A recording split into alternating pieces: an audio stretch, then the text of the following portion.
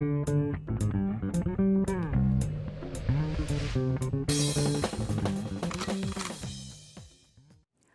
주 마무리하는 금요일장 출발하고 1시간 정도 지나가고 있습니다. 양지수 1% 내외 하락입니다. 출발 대비는 낙폭을 줄이곤 있습니다만 경기 침체 우려가 반영되어서 빠르게 최근 올랐던 종목들로 이익 실현이 나오고 있는 오늘입니다.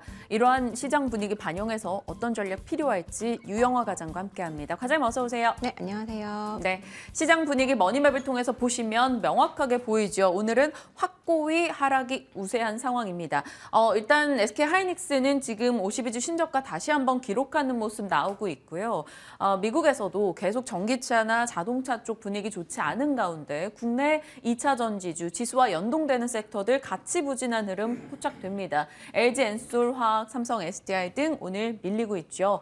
비교적 좀 괜찮은 쪽을 가본다면 이 과장님 쪽의 조선주인데요. 한국조선해양 인수 관련한 이슈가 있어서 좀 개별적인 흐름이 나오고 있다 볼 수 있겠고요.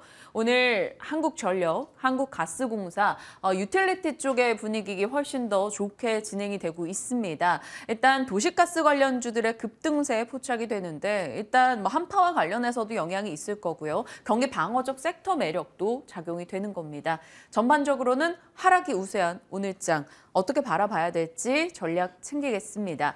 항상 금요일이니만큼 저희가 과장님과 수급적인 요소들을 점검해 오고 있는데요. 연기금과 사모펀드 이번 주는 어떤 종목을 샀었는지 열어보겠습니다. 보니까 컨텐츠 쪽의 매수세가 확 보입니다.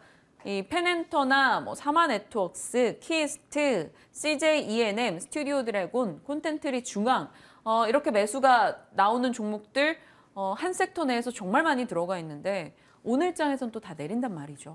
네, 지금 일단 11월 들어서 사실 이 종목들 급등세를 보였어요. 네. 적게는 종목당 30%, 많게는 70%까지 급등을 했기 때문에 제가 볼 때는 급격한 어떤 상승에 의한 일부 조정이라고 저는 볼 수 있을 것 같고요.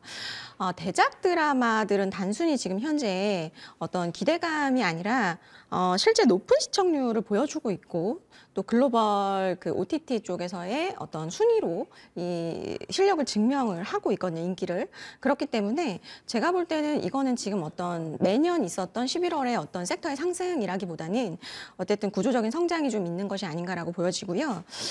다만 지금 이제 중국 모멘텀이 여기에 이제 붙어 있는데 네. 중국 모멘텀 같은 경우는 아직은 신작 판매가 이루어지고 있지는 않아요. 그렇기 때문에 구작 판매에 그치고 있기 때문에 신작 판매까지 나온다라고 하면 조금 더 모멘텀 받을 수 있다라고 볼 수 있을 것 같고요.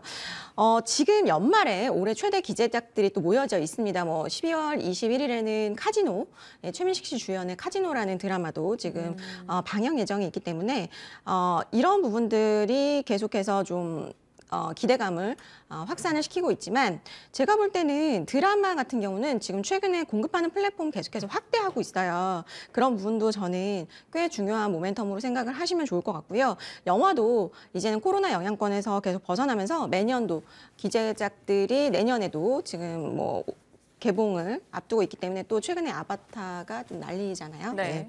그래서 아마 저는 이제 단순히 연말 효과로 보기보다는 좀 구조적 성장으로 보시는 게 맞지 않나. 그리고 올해 드라마 섹터 자체가 굉장히 눌려 있었어요. 그 이유는 올해 같은 경우 그 드라마 그 어떤 편성 수가 굉장히 낮아졌었거든요. 그런데 내년도에는 드라마 방송사들이 드라마 편성을 좀 늘릴 계획에 있어요. 왜냐하면 올해 꽤 성과가 좋았잖아요. 드라마 쪽이 우영우라든지 재벌집 막내 아들이라든지 그렇기 때문에 실제로도 내년에는 드라마 편성이 늘어날 것으로 예상되기 때문에 드라마 제작사들의 실적 상향도 좀 이뤄지지 않을까 예상해 볼 수 있을 것 같습니다. 그럼 좀 눈여겨볼 만한 제작사 있다면 과장님께서 어느 쪽 보고 계세요? 네, 지금 이제 사모펀드가 지금 제작사를 좀 바스켓으로 담고 네. 있다고 보시면 돼. 그 중에서도 1등 펜엔터를 네. 보시면 펜엔터는 제가 저번에도 와서 말씀드리긴 했던 것 같은데 간물주다라고 말씀드렸죠. 상암 쪽에다가 건물을 가지고 있는 현금이 임대료로 계속해서 꾸준하게 창출이 되는 드라마 제작사고요.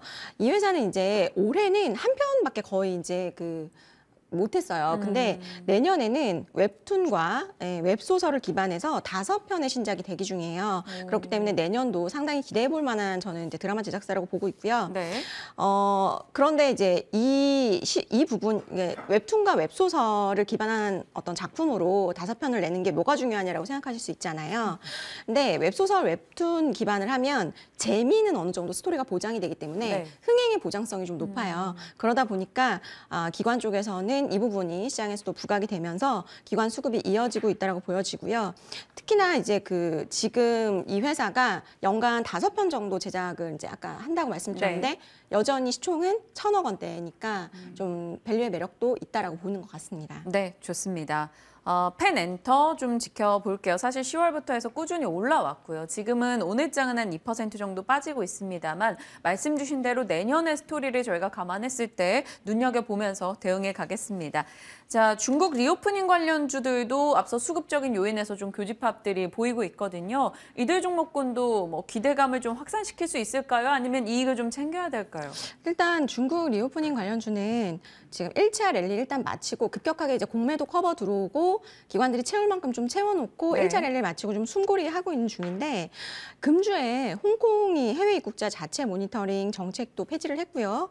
그다음에 중국도 계속해서 지금 코로나 완화 정책을 내놓고 있기 때문에 저는 이제 지금 이번 주가 그런 정책도 내놓으면서 또 코로나도 확산이 되는 그런 시기이기 때문에 아마도 일시적인 어떤 이 좀 혼란 으로 저는 좀 주가는 쉬고 있다고 보여지는데 제로 코로나 정책 완화는 단순하게 코로나19 방역 완화로 보기에는 저는 좀 그거는 좀 너무 작다, 테마가. 그래서 제가 볼 때는 이거는 코로나19에 대한 어떤 제로 코로나를 푸는 것은 중국이 결국에는 경기를 부양하겠다는 강력한 의지라고 저는 보고 있기 때문에 중국주에 대한 어떤 중국 리오프닝주에 대한 포지셔닝은 저는 일부는 가져가셔야 된다고 보고 있고요. 다만 쇼커버로 인해서 모든 섹터가, 그러니까 그 섹터가 거의 다 전체 다 올랐다라고 본다면 이제는 저는 이제 본격적으로 옥석 가리기 진행이 될 거예요. 그렇게 보면은 이제 첫 번째로 옥석 가리기 어떤 기준이 될 수 있는 부분은 제로 코로나 정책이 그러니까는 아니더라도 EPS 증가가 꾸준하게 증가하는 기업 을 찾아내시면 좋을 것 같고 네. 거기다 두 번째로는 이제 실적에 대한 어떤 기대감이 워낙 낮기 때문에 하방을 좀 주가 하방이 지지될 수 있는 기업. 근데 지금 기관들이 보면은 그런 쪽들을 많이 사고 있는 것 같아요. 뭐 LCC나 아니면은 이제 로컬 쪽에서 로드샵이 많아서 어떤 수혜가 될 수 있는 브랜드들 많이 좀 사고 있는 게 아닌가 싶습니다. 네, 좋습니다. 수급적인 유입이 있었던 종목들 살펴봤고요. 이제 과장님의 종목 열어보겠습니다. 잔금해자 첫 번째 종목이 사마네트웍스 가장 싸다. 이게 다른 종목 대비 싼 건지 이 종목의 주가를 놓고 봤을 때 싼 건지 이야기 좀 듣고 싶습니다. 첫 번째 포인트 열어보면 시총 1,000억 원. 이 종목의 가치, 밸류가 좀 저평가돼 있다라고 보시는 거네요. 네, 아까 앞서도 제가 펜엔터가 좀 1,000억 원대로 저렴하다라고 말씀드렸잖아요. 근데 국내 중소형 드라마 제작사가 보면은 시총이 밴드가 한 1,000억 원에서 3,000억 정도 그 사이에 많이 편성이 돼 있거든요. 그런데 이제 사모네트웍스도 그렇지만 펜엔터도 그렇고 연간 5편 정도는 충분히 제작이 가능한 체력을 가지고 있어요. 그런데 둘 다 시총이 1,000억 원이기 때문에 이번 주에 급격하게 좀 어떤 주목을 받았다라고 보시면 좋을 것 같거든요. 그런데 지금 이제 내년에 신작 내년도에 원래 신작 발표가 연말쯤에 이제 그 계획이 나와요. 네. 드라마 제작사 자체가. 그렇기 때문에 주가는 한 11월부터 이제 조금 퍼포먼스가 좋은데, 예. 그러다가 이제 조금 그 기대감이 이제 사그라지면서 이제 주가가 또 빠지기도 하거든요. 그런데 여기다가 이런 게 원래 역사적으로 계절적 그게 있는데 중국 모멘텀까지 붙으니까 이제 더 불이 붙었다라고 보시면 될 것 같은데, 제가 볼 때는 그 기업별로 체력을 보시는 게 되게 중요할 것 같아요. 그래서 사마네트웍스 같은 경우는 뭐 꾸준하게 컨텐츠 제작 편수가 증가를 하고 있고요. 그다음에 이제 IP를 보유하고 있느냐 안 보유하고 있느냐도 상당히 요즘은 좀 중요하게 보고 있는데 이 회사는 계속 IP에 대한 투자를 진행을 하고 있기 때문에 그런 부분으로 인해서 계속해서 수혜를 받고 있는 점도 지금 시장에서는 좀 주목을 한다라고 보시면 될 것 같고 이로 인해서 아까 말씀드렸듯이 IP를 보유하고 있기 때문에 올해 역대 최대 실적도 전망이 되고 있습니다. 그래서 뭐 3분기도 사실 그 매출총익 100억 원 정도 달성했고 영업이익이 54억 원 달성했기 때문에 상당히 긍정적인 실적 냈고 컨텐츠 업체 내년도 컨센서스, 그러니까 내년도에 벌어들일 돈을 비교를 했을 때는 지금 산하네트워크스가 11배로 가장 쌉니다. 그렇기 때문에 저는 좀 주목을 해보시면 좋을 것 같고요. 4분기 같은 경우는 이제 금수저라는 작품이 남은 회차와 HBO 맥스향으로 멘탈리스트 또 수익 인식이 이루어질 것으로 예상이 되기 때문에 올해 연매출액은 한 840억 정도 기록을 할 수 있을 것 같아요. 네. 그러면 다음 포인트로 곧장 가겠습니다. 조금 더 세분화 들어가 보도록 할게요. 마일스톤은 올해 실적에 의미가 있었던 이정표 두 가지 어떤 게 있어요? 네, 일단은 제가 아까 이제 IP 상당히 중요하다고 말씀을 드렸는데 첫 번째가 그 송혜교 씨가 주연을 했던 지금 헤어지는 중입니다.가 이제 그 중국 방영권 라이선스를 6회 판매를 했고요. 네. 한한령 이후에 가장 최신 작품이 이제 중국 OTT에 공개가 된 것이기 때문에 뭐 국내나 일본, 동남아, 중국 쪽으로 앞으로도 권역별 판매가 잘 이루어지면 이 IP를 보유하고 있는 어떤 그 강점이 계속 부각이 될 수 있다라고 볼 수 있을 것 같고요. 두 번째로는 이제 그 4분기에 수익으로 인식될 수 있는 가능성이 높은 멘탈리스트가 HBO 맥스향으로 첫 한국 드라마 컨텐츠로는 이제 서선을 보이는 거기 때문에 어쨌든 그 플랫폼도 뭐 넷플릭스나 뭐 애플 TV나 뭐 디즈니 플러스 뭐 요런 정도였는데 어쨌든 HBO 쪽으로도 이제 올라가기 때문에 계속해서 이제 OTT는 무한 경쟁 상황으로 가기 때문에 제가 볼 때는 이렇게 어쨌든 레퍼런스를 보유한 기업들 주목을 해보셔야 되지 않을까 싶습니다. 중요한 건 이제 내년에 어떤 드라마가 예정되어 있는가 라인업일 것 같아요. 네. 지금 저희가 들어서 딱 알만한 게 있을까요? 네, 사실 제가 드라마를 잘 보진 않지만 되게 유명한 드라마라고 알고 있어요. 그 낭만 닥터 김사부라고 네네네. 아마 시즌제잖아요. 네, 이거. 네. 그래서 이게 3부가 이제 2023년에 나올 예정이고요. 또 뭐 두뇌 공조나 뭐 오랫동안 당신을 기다렸습니다. 이것도 이제 하반기 편성이 될 예정이라서 뭐 제가 볼 때는 아마도 내년에도 뭐 4편에서 5편은 뭐 무난하게 IP 보유하면서 제작을 해낼 수 있지 않을까 볼 수 있을 것 같고요. 이 낭만 닥터 김사부가 3번째 시즌이 이제 공개가 된다는 말씀을 드렸는데 원래 이 그 작품이 좀 시청률이 좀 높게 잘 나왔던 것 같아요. 그리고 원래 이제 주요 배우분들이 바뀔 수도 있는데 그대로 이제 나오는 부분들, 그다음에 작가랑 연출자도 그대로 조합을 가져가기 때문에 아마도 높은 시청률 계속해서 좀 유지를 할 수 있지 않을까 예상이 되기 때문에 제가 볼 때는 이제 IP를 방송사에 전부 넘기지 않고 계속해서 투자 비율을 높여가는 이 회사를 좀 내년에는 주목을 해보셔야 되지 않을까 싶습니다. 그러면 최근엔 조금 올랐으니까 이게 가격 전략 중요할 것 같아요. 오늘 살짝 조정받고 있는데 어느 정도에서 매수하면 좋을까요? 제가 볼 때는 오늘 조금 하락을 해서 목표 주가는 4,200원을 제시해드리고 손절가는 한 3,000원 정도 제시를 해드려야 될 것 같습니다. 3,000원 라인으로 조금 조정을 받는 걸 기다렸다가 매수해보자라고 의견을 주셨어요. 사마네트워크스 목표가는 4,000원 잡고 대응해보도록 하겠습니다. 첫 번째 종목이었고요. 두 번째 종목 곧장 만나보겠습니다.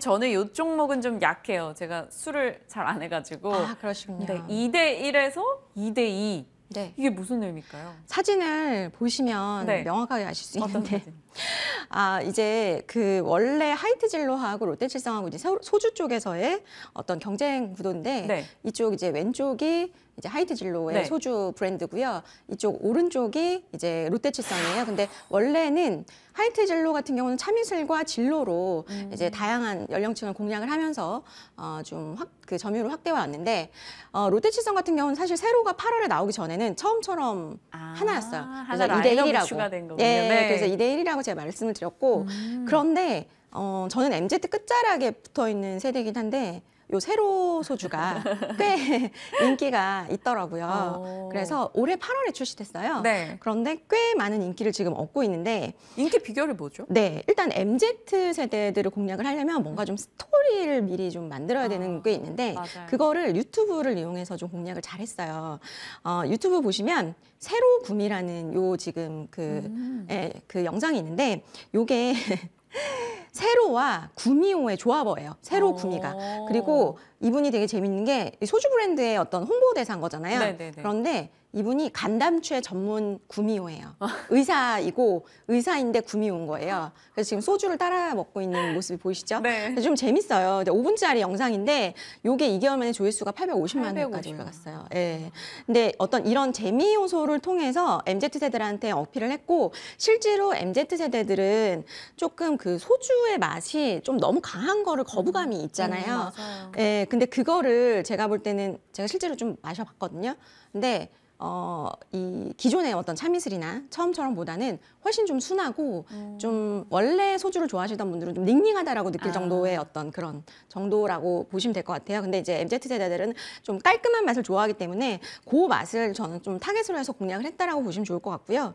뭐 젊은 층을 어쨌든 타겟으로 한 부분이 홍보 마케팅적인 면에서도 잘 먹혀 들어갔고 맛도 예, 선호할 수 있도록 잘 좀 구성을 했다라고 보시면 좋을 것 같아요. 네, 좋습니다.